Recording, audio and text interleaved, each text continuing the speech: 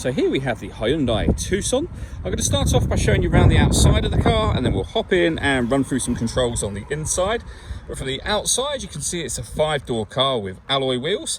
Let's start off inside the boot and then work our way around the rest of the car from there. So as we approach the boot, you can see we have plenty of space in there, along with that 60/40 split folding rear seat. And then underneath this tray section, even more space should you need it. Okay, so we're just going to work our way back around to the front of the car, and then we'll hop in and run through some controls on the inside. But now that we've done a full circle of it, you can see it's in excellent condition the whole way round.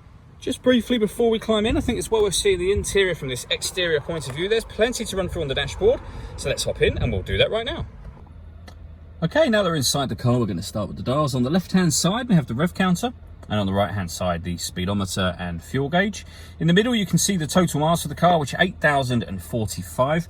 Above that, we have a digital readout for the speedometer. You can change the information displayed there by using controls on the steering wheel for various bits of trip computer information. If we back out to the steering wheel, the buttons I was using just a moment ago are here. On the left-hand side, we've got stereo and phone controls, including voice activation. You can't use the phone controls until such time as you paired the phone up.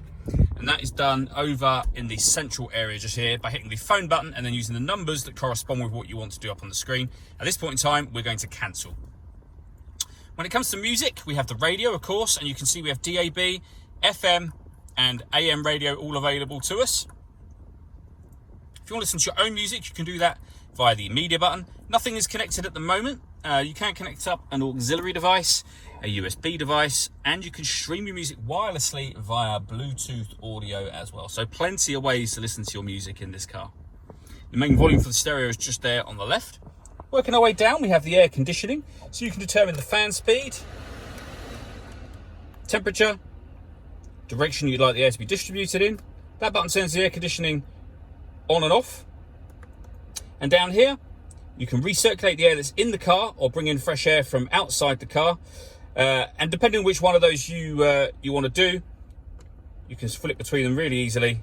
And then, as I say, switch the air conditioning on and off as easily as that as well. Under that, we have two 12-volt charging sockets, as well as the USB and auxiliary inputs just there. We have a 6-speed manual gearbox. And then we have these buttons here. Firstly, that turns off the stop and start. This car is designed to cut out when it's stationary in traffic, which will save you fuel. I've just turned that system off.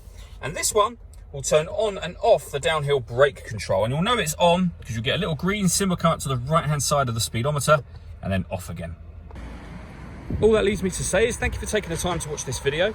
If you'd like to come and see the car in person and have a test drive, please feel free to call any of our MJA sites. We'd love to hear from you soon.